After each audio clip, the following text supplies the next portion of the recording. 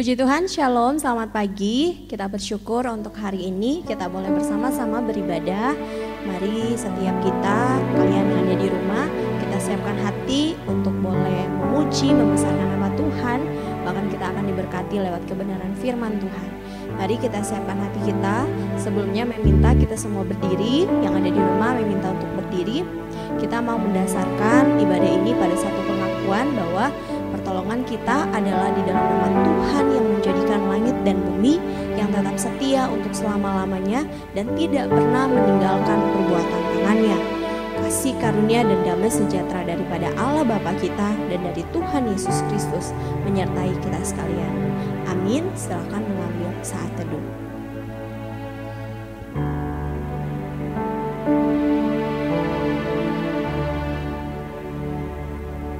Amin. Kita akan berdoa, akan dipimpin oleh Miss Cindy. Mari kita semuanya berdoa. Terima kasih Tuhan untuk penyertaan-Mu Tuhan sampai saat ini. Kalau sebentar kami mau memuji menyembah Engkau, Tuhan yang persiapkan hati kami Tuhan, semuanya hanya untuk kemuliaan nama-Mu. Terima kasih Tuhan, di dalam nama Tuhan Yesus kami berdoa mengucap syukur. Amin. Mari kita memuji Tuhan, mari kita menyembah Tuhan dengan kita pujikan, Kaulah Tuhanku, Kaulah Rajaku.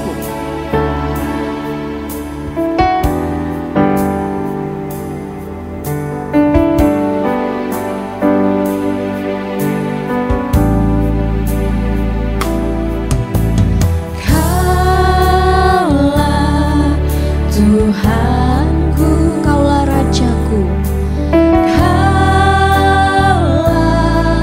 Rajaku, Kaulah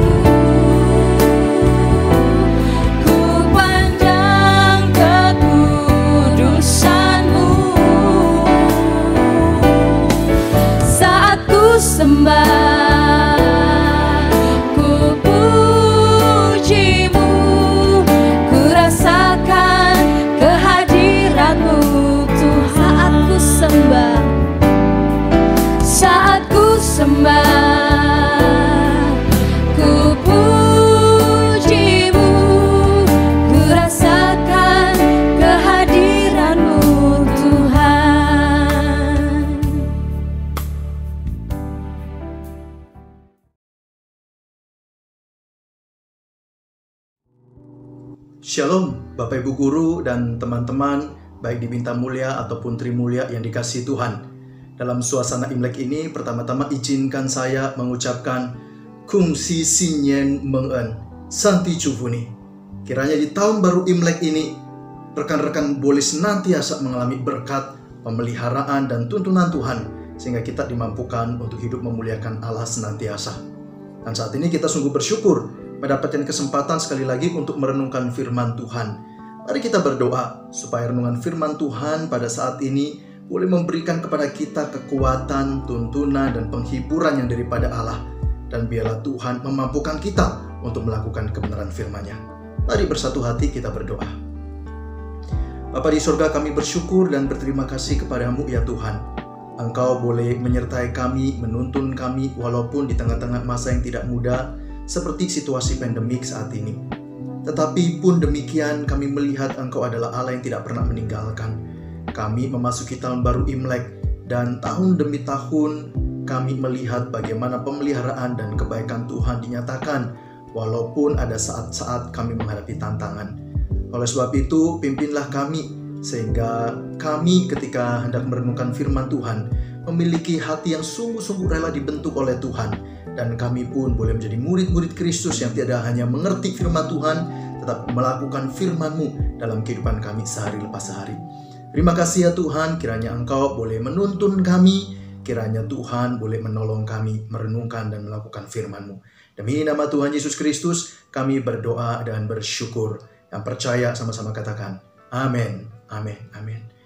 Saudara, saat ini kita akan merenungkan satu bagian firman Tuhan yang diambil dari Amsal 16 ayatnya yang ke-16. Saya akan membacakan untuk setiap kita. Demikian firman Tuhan. Memperoleh hikmat sungguh jauh melebihi memperoleh emas, dan mendapat pengertian jauh lebih berharga daripada mendapat perak. Saudara, tema firman Tuhan pada saat ini yang kita renungkan adalah wise person. Saudara, pada pertengahan tahun 2000 ada sebuah reality show yang sangat menarik, yaitu Survivor. Nah, saudara dapat searching di internet reality show yang seperti apa itu. Tetapi saya akan menceritakan singkat acara ini sebenarnya berbicara tentang apa. Saudara, Survivor itu sebenarnya bicara tentang reality show yang menempatkan beberapa orang di satu tempat dengan situasi yang tidak mudah. Dan orang-orang yang ditaruh ini harus bisa bertahan hidup dengan sumber daya yang terbatas. Dan orang yang bisa bertahan sampai akhir, dan dia adalah orang yang memiliki kualitas hidup yang baik untuk menggunakan sumber daya yang terbatas itu, bertahan sampai pada akhirnya, maka orang itulah yang akan memenangkan reality show ini dan akan mendapatkan hadiah. Nah, saudara, saya melihat ada kesamaan antara acara ini dengan perjalanan kehidupan kita. Kita menjalani kehidupan yang juga tidak mudah. Ada perjuangan-perjuangan yang harus kita lalui. Dan sebenarnya dalam menjalani kehidupan ini, kita juga ada sumber daya yang tersedia. Nah, saudara, kira-kira sumber daya apa saja yang ada dalam kehidupan kita yang bisa kita pakai untuk menghadapi tantangan-tantangan dalam perjalanan kehidupan itu? Orang biasanya menggunakan sumber daya ilmu pengetahuan atau kepintaran. Yang kedua, ada uang atau kekayaan. Yang ketiga, koneksi. 4, waktu. Dan yang kelima, tentu saja pengalaman. Nah, saudara, tetapi jika kita cermati, mengapa ada orang-orang yang memiliki modal sumber daya yang saya sebutkan tadi, tapi kehidupannya sebenarnya tidak bisa dibilang baik.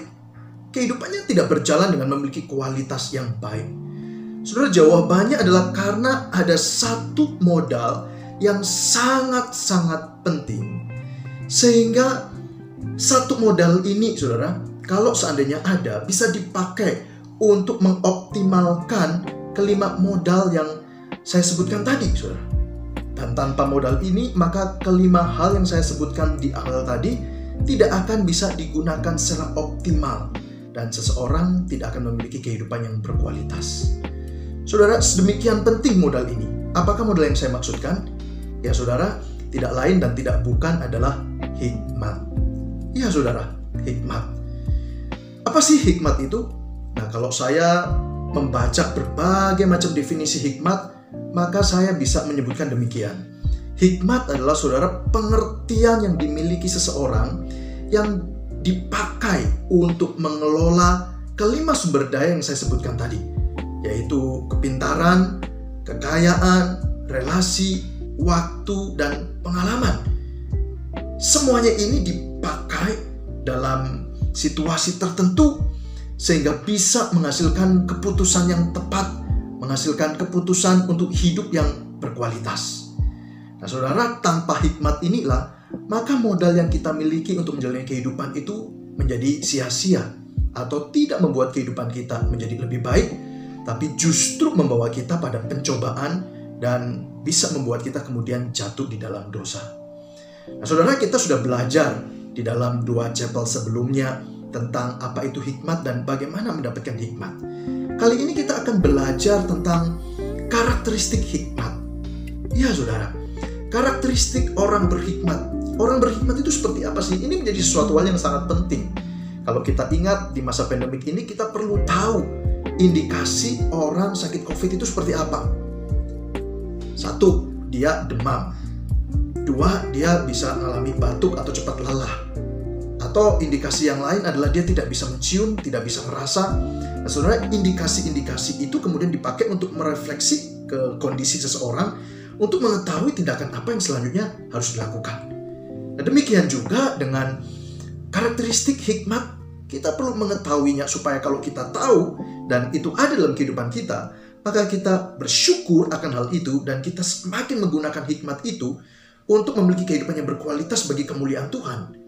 Tapi kalau belum ada, ya tentu saja, saudara, kita harus bertobat, dan kita harus berdoa, bergumul sungguh-sungguh kepada Tuhan, minta supaya hikmat itu ada dalam kehidupan kita, dan kita melatih diri kita untuk menjalani kehidupan dengan berhikmat. Oke, saudara, kita akan lihat. Jadi apa sih karakteristik orang berhikmat itu? Saudara, yang pertama, karakteristik orang berhikmat adalah orang itu tahu kapan berbicara dan tahu kapan mendengar. Saudara, mari kita akan lihat sama-sama Amsal 10 ayat 19, dan kita akan lanjutkan pembacaan firman Tuhan Amsal 25 ayat 11. Saya akan membacakan untuk kita. Demikian firman Tuhan.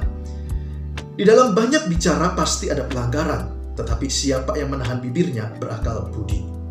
Perkataan yang diucapkan tepat pada waktunya adalah seperti buah apel emas di pinggan perak. Nah, saudara, contoh dari seorang pribadi yang tahu kapan dia harus berbicara dan kapan dia harus mendengar adalah tentu saja Tuhan Yesus sendiri. Ada saat-saat Yesus memberikan jawaban kepada orang-orang yang memusuhi dan ingin menjebaknya, atau yang ingin mengetahui kebenaran darinya seperti Nikodemus atau perempuan Samaria. Tetapi, saudara, ada saat-saat Tuhan Yesus diam dan dia pergi meninggalkan orang-orang yang dikuasai amarah. Seperti Yesus pernah meninggalkan orang-orang di Nazaret yang menolaknya, atau diam ketika berhadapan dengan imam besar. Sampai kemudian Yesus menyatakan pada waktunya apa yang hendak dia katakan. Nah, saudara, tentu ini bukan berbicara tentang Yesus lagi mood atau lagi nggak mood untuk menyatakan atau mengatakan sesuatu. Juga bukan karena Yesus tidak tahu apa yang dia katakan, Yesus bingung terus dia diam. Enggak, saudara. Yesus tahu persis apa yang dia katakan. Hanya saja dia memilih kapan dia mengatakan. Saudara, ini menjadi satu hal yang perlu untuk kita cermati bersama. Yesus memutuskan untuk menyatakan kapan. Yesus menyatakan tepat pada waktunya kata-kata kebenaran yang dia ungkapkan. Mengapa demikian? Sebab Yesus mengerti, saudara, konsekuensi jika kata-katanya tidak disampaikan pada waktu yang tepat. Nah, saudara, tahu kapan berbicara, kapan mendengar, harus benar-benar menjadi prinsip dalam kehidupan kita. Mengapa? Karena kata-kata yang benar, jikalau diungkapkan pada waktu yang tepat, bisa menjadi kekuatan dan memberkati orang-orang di sekitar kita. Sebaliknya, meskipun kata-kata itu benar, saudara, tetapi tidak dikatakan di timing yang tepat, itu menjadi sesuatu yang melemahkan seseorang. Saudara, saya akan memberikan contoh. Di masa COVID ini, saudara, saya pernah melayani jemaat-jemaat yang berduka karena anggota keluarganya dipanggil Tuhan karena COVID. Nah, saudara, bisakah saudara membayangkan seandainya ada anggota keluarga dari saudara yang dipanggil Tuhan karena COVID, lalu saya datang memberikan penghiburan, kata-kata saya yang saya ungkapkan kira-kira seperti ini. Aduh, memang ini satu hal yang tidak bisa dihindarkan ya. Tetapi jangan bersedih. Tuhan itu adalah Tuhan yang tidak membiarkan umatnya sendirian. Di tengah duka ada Roh Kudus yang memberikan penghiburan. Toh, keluarga yang telah dipanggil oleh Tuhan sudah percaya sama Tuhan. Dan bukankah orang yang percaya sama Tuhan itu memiliki jaminan akan kehidupan kekal? Jadi, gak perlu kita bersedih. Tuhan sudah memberikan tempat yang baik untuk keluarga kita ini. Dia ada bersama dengan Tuhan saat ini. Jadi boleh saja kamu bersedih, tetapi jangan lama-lama. Karena ada jaminan kehidupan kekal buat orang-orang yang dipanggil oleh Tuhan kalau dia percaya sama Tuhan. Nah, saudara, saya mau tanya, kira-kira benar nggak pernyataan saya bahwa orang-orang yang percaya Yesus, dia dipanggil Tuhan, maka dia mendapatkan kehidupan kekal dan ada bersama-sama dengan Allah? Saya kira itu bukan pernyataan yang salah. Tetapi bukan saatnya saya mengungkapkan hal itu kepada orang yang tengah berduka. Alangkah lebih baiknya jika saya mengatakan, engkau pasti bersedih karena orang yang kau kasih telah dipanggil Tuhan. Gak apa-apa, lalui masa duka itu bersama dengan Tuhan. Tuhan mengerti apa yang kamu alami, jalani bersama dengan Tuhan. Nah, saudara, di dalam kita berinteraksi dengan sesama kita, ada begitu banyak momentum-momentum yang kita alami, baik itu momentum pada saat kita bercanda, momentum pada saat kita berdiskusi, momentum pada saat kita berkonflik bahkan, dan momentum-momentum yang lainnya. Nah, saudara, saya meyakini di setiap momentum ini kita memiliki kesempatan untuk berbicara, mengungkapkan pendapat, menyatakan kata-kata yang hendak kita katakan. Dalam hal ini, saudara, kita perlu untuk mengetahui bukan hanya apa yang kita katakan, tetapi kapan kita mengatakannya. Kata-kata yang tepat, jikalau tidak dikatakan pada waktu yang tepat, justru menjadi suatu hal yang tidak membangun. Oleh sebab itu, mari dalam hal ini kita memiliki kepekaan. Peka pada situasi atau kondisi orang yang kita ajak bicara. Bagaimana perasaannya, apa yang dialami, apa yang dia gumulkan. Sehingga kata-kata tepat yang kita katakan disampaikan pada waktu yang tepat bisa menjadi kekuatan dan berkat. Saudara, itu karakteristik yang pertama dari orang yang berhikmat. Bagaimana dengan karakteristik yang kedua? Orang yang berhikmat adalah orang yang mau diajar. Saudara, mari kita lihat sama-sama Amsal 13 ayat 13, demikian firman Tuhan. Siapa yang meremehkan firman, ia akan menanggung akibatnya. Tetapi siapa taat kepada perintah akan menerima balasan. Saudara, Tuhan Yesus pernah mengungkapkan satu perumpamaan, menganalogikan orang bijaksana dan orang bodoh. Dua-duanya digambarkan sedang membangun rumah. Orang bijaksana membangun rumah di atas batu, orang yang bodoh membangun rumah di atas pasir. Singkatnya, saudara, rumah kedua orang ini sudah jadi dan keduanya diterpa badai yang sama. Rumah orang bijak tetap kokoh berdiri, sedangkan orang bodoh rumahnya hancur berantakan. Nah, saudara, orang bijaksana ini berbicara tentang orang yang mendengar firman dan melakukan. Sedangkan orang yang bodoh berbicara tentang orang yang mendengar firman, tetapi kemudian mengabaikan dan tidak mau melakukan. Artinya, saudara, orang bijaksana itu adalah orang yang ketika dia mendapatkan teguran firman Tuhan, didikan firman Tuhan, dia memiliki hati untuk mau mengikuti. Dia memiliki hati untuk mau taat. Dia memiliki hati untuk melakukan apa yang firman Tuhan nyatakan. Nah, saudara, kita mengetahui bahwa firman Tuhan itu adalah satu hal yang sangat kita perlukan dalam menjalani kehidupan ini.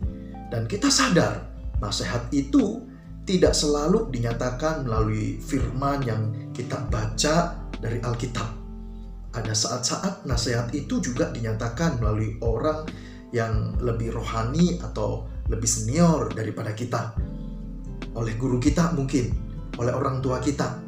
Atau nasihat itu juga bisa diberikan melalui teman-teman kita. Melalui mereka, Tuhan juga bisa berbicara. Mengingatkan kita ujung-ujungnya pada kebenaran firman Tuhan. Supaya kita bertindak kudus, kita bertindak tepat, supaya kita memikirkan hal-hal yang baik, supaya kita berkata-kata sesuatu yang membangun, dan ada begitu banyak sekali nasihat-nasihat yang firman Tuhan berikan dalam kehidupan kita. Orang bijaksana adalah orang yang mau taat pada teguran, taat pada nasihat. Nah, saudara, kalau disuruh pilih, tentu kita lebih memilih pujian, bukan? Dibandingkan kita harus menerima kritikan, kita harus menerima nasihat, kita harus menerima masukan. Lebih enak jikalau kita menerima pujian. Tetapi saudara, kita perlu menyadari bahwa kritikan, masukan, nasihat adalah sesuatu yang baik untuk kita. Mungkin itu untuk mengupgrade kita, mungkin itu untuk memperbaiki kita, sehingga kita memiliki kehidupan yang semakin berkualitas. Saudara, saya memiliki pengalaman yang menarik. Pada waktu Imlek, saudara, kami makan siang bersama. Saya dan istri saya biasa ngomong ke anak-anak, kalau makan harus duduk. Kalau makan harus duduk, harus tenang, ya. Dan kedua anak kami ini pada waktu itu, saudara, bercanda main sampai mereka beranjak dari tempat duduknya, terus lari-lari, saudara. Nah, pada waktu itu, saudara, tanpa disengaja, anak kami Lovely itu menyenggol piringnya dan nasi semuanya tumpah. Saudara sadar melakukan kesalahan, dia nangis dan minta maaf. Ya, sadar bahwa dia mengabaikan ingatan nasihat dari bapak mamanya, saudara. Memang suatu hal yang perlu dilatih menjadi kebiasaan buat anak kami. Tetapi yang saya maksudkan adalah anak-anak ini perlu, saudara, diberikan nasihat atau diberikan peringatan, sehingga mereka memiliki kehidupan yang baik, paling tidak dalam hal tata cara makan. Saudara, kita memiliki kehidupan yang terbatas seperti anak kecil, anak-anak yang saya ceritakan. Kita memiliki keterbatasan untuk mengetahui segala hal, sehingga kita perlu diberi nasihat oleh orang-orang yang mengetahui lebih banyak hal. Dan kita perlu memiliki hati yang terbuka untuk menerima masukan-masukan itu. Oleh sebab itu, saudara, jikalau kita menerima masukan, kita mendapatkan kritikan, jangan buru-buru itu menyerang kita secara personal. Sebab keberhargaan diri kita tidak dinilai dari masukan-masukan yang kita terima. Karena realitanya adalah kita berharga di mata Tuhan, dan Tuhan sudah mau mati buat kita, bukan? Saudara, kita itu berharga di mata Tuhan, dan ketika orang memberikan masukan, jangan kemudian berpikir bahwa harga diri kita hancur, saudara. Enggak. Pandang masukan, kritikan itu sebagai satu hal yang untuk mengupgrade kita, untuk semakin meningkatkan kualitas hidup kita. Kita perlu tanggapi masukan-masukan itu, apakah untuk sesuatu yang kita perlu ubah. Masukan-masukan itu apakah sesuatu yang membuat kita diteguhkan dan membuat kita terkonfirmasi, kita melangkah sesuai dengan apa yang sudah kita jalani sebagai langkah-langkah kehidupan kita. Saudara, kita perlu menjalani kehidupan dengan mau memiliki hati yang diajar. So, apa yang membedakan Daud dan Saul? Dua-duanya adalah raja yang tidak sempurna, pernah melakukan kesalahan. Saul pernah berbuat salah karena dia tidak sabar untuk mempersembahkan korban, tidak sabar menunggu Samuel, tapi dia buru-buru memberikan korban karena takut berhadapan dengan Filistin. Daud juga pernah melakukan kesalahan karena dia berzina dengan Batseba, dan dia membuat perencanaan pembunuhan atas Uria, yaitu suami Batseba. Saudara, jikalau kita lihat, dua raja ini pernah melakukan kesalahan, tetapi mereka memiliki respons yang berbeda ketika firman Tuhan menegur mereka. Daud mau bertobat, tetapi Saul justru marah. Dan pada akhirnya Tuhan berkenan atas kehidupan Daud, dan Tuhan tidak berkenan atas kehidupan Saul. Oleh sebab itu, mari menjadi orang berhikmat dengan memiliki hati yang rela untuk dibentuk, rela dididik oleh kebenaran, oleh firman Tuhan, dan Tuhan boleh berbicara melalui orang-orang di sekitar kita untuk menyatakan kebenaran. Mari miliki hati yang mau diajar. Yang terakhir, saudara, apa tanda orang yang berhikmat? Dia adalah seorang yang rajin mengejar pengetahuan. Mari kita lihat ayatnya dari Amsal 21 ayat 21, demikian firman Tuhan. Siapa mengejar kebenaran dan kasih akan memperoleh kehidupan, kebenaran, dan kehormatan. Saudara, Matius pasal 4 mencatat Yesus yang dicobai iblis ubah roti jadi anggur, jatuhkan diri dari bumbungan bait Allah, ditunjukkan seisi dunia, dan minta supaya Yesus menyembah iblis, maka seisi dunia itu akan diberikan kepada Yesus. Tetapi saudara, Tuhan Yesus tidak terpengaruh, tidak jatuh dalam pencobaan itu. Tuhan Yesus menjawab dengan kebenaran firman Tuhan. Tuhan Yesus berkata, manusia hidup bukan dari roti saja, tapi dari firman yang keluar dari mulut Allah. Tuhan Yesus juga menyatakan, jangan engkau mencobai Tuhan Allahmu. Dan terakhir Tuhan Yesus menyatakan, ada tertulis, engkau harus menyembah Tuhan Allahmu, sebab hanya kepada Dialah engkau berbakti. Tuhan Yesus akhirnya mengalami kemenangan. Nah, saudara, firman Tuhan yang melekat dalam diri Tuhan Yesus menurut saya bukan terjadi secara supranatural yang tiba-tiba itu ada di pikiran Tuhan Yesus. Bukan, saudara. Ingat, Yesus adalah Tuhan, tetapi Dia adalah manusia sepenuhnya. Artinya, Tuhan Yesus pernah menjalani bagaimana Dia dididik sebagai anak orang Yahudi. Dan saudara, tradisi itu masih berjalan sampai sekarang, bahwa anak-anak Yahudi harus belajar Taurat, harus belajar firman Tuhan, saudara. Dan kalau kita perhatikan, di Lukas pasal 2 ayat 52 di sana dikatakan Yesus semakin bertambah besar dan bertambah hikmatnya, saudara, dan Dia itu semakin dikasihi oleh Allah dan dikasihi oleh manusia. Saudara, kata-kata makin bertambah besar dan bertambah hikmatnya juga itu adalah sebuah proses di mana Yesus menjalani proses itu.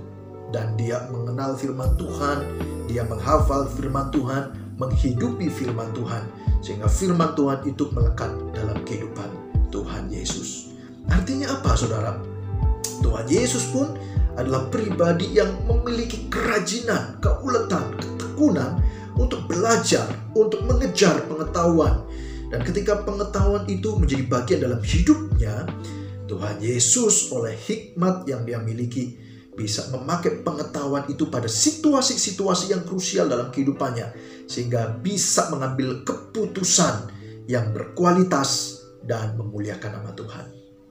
Nah, saudara, Bill Gates pernah mengungkapkan, saya akan memilih orang malas untuk melakukan pekerjaan yang sulit, sebab mereka akan mencari atau menemukan cara yang termudah untuk melakukannya, atau mencari solusi jalan keluar.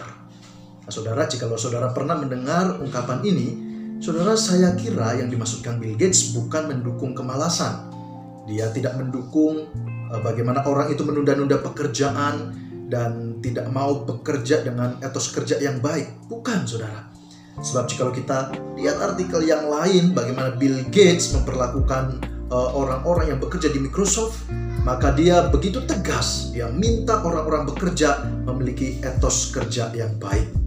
Nah, saudara, ini adalah sesuatu yang penting dalam kehidupan kita sebagai orang percaya. Bagaimana kita memiliki kerajinan untuk mengejar pengetahuan. Dan saya tahu saudara saat ini memiliki kesempatan yang luar biasa. Saudara ada di Bintang Mulia, ada di Trimulya, sekolah yang sebenarnya memang memiliki kualitas yang baik. Tidak hanya mengajarkan kita bagaimana kita bertambah dalam hal pengetahuan, tetapi dalam iman dan dalam integritas. Nah, saudara, oleh sebab itu jangan sia-siakan kesempatan ini. Barengi setiap kesempatan yang ada dengan sikap rajin. Nah, sikap rajin ini akan memaksimalkan kita mendapatkan sebanyak mungkin yang kita perlukan untuk menjalani kehidupan ini. Nah, saudara, tentu saja yang saya maksudkan di sini bukan sekedar supaya kita mendapatkan nilai yang baik di rapor semesteran yang kita terima, tetapi bagaimana kita menjalani proses itu dengan ketekunan, dengan keuletan, jangan mudah menyerah, dan di situ pada akhirnya kita akan mendapatkan dampak yang positif. Kita akan mendapatkan berkat dengan sikap rajin kita untuk mendapatkan pengetahuan. Dan pengetahuan itu pada akhirnya kita dapatkan, dan kita oleh hikmat Tuhan akan dituntun menggunakannya dalam setiap momentum kehidupan kita di mana kita perlu mengambil keputusan. Dan keputusan itu adalah keputusan yang tepat dari pengetahuan yang kita dapatkan. Hikmat digunakan sehingga kita bisa mengambil keputusan sesuai dengan kehendak Tuhan. Nama Tuhan dipermuliakan. Rekan-rekan, kita telah belajar 3 karakteristik dari orang yang berhikmat. Oleh sebab itu, mari terapkan ini. 1, tahu kapan bicara, kapan mendengar. 2, menjadi orang yang mudah diajar. Dan yang ketiga, memiliki sikap yang rajin untuk mengejar pengetahuan. Maka saya percaya hikmat itu akan ada dalam kehidupan kita. Dan kita akan memiliki kehidupan yang berkualitas nama Tuhan dipermuliakan, kita menjadi berkat bagi sesama. Amin. Mari kita berdoa. Bapa di surga, kami bersyukur dan berterima kasih kepadamu ya Tuhan, sudah boleh menyatakan kebenaran firman Tuhan supaya kami mengetahui karakteristik orang yang berhikmat. Tuhan, tolong kami supaya kami memiliki hati yang berefleksi terhadap kebenaran yang kami renungkan. Apakah kami masuk hitungan orang-orang berhikmat, ataukah kami masuk hitungan orang-orang yang belum berhikmat? Engkau menolong kami supaya kami bertobat. Engkau menolong kami sehingga kami menjadi pribadi-pribadi yang berhikmat di mata Tuhan dan menjadi berkat bagi sesama. Demi nama Tuhan Yesus Kristus, kami berdoa dan bersyukur. Amin, amin, amin, amin. Tuhan Yesus memberkati kita sekalian. Salam menjadi orang yang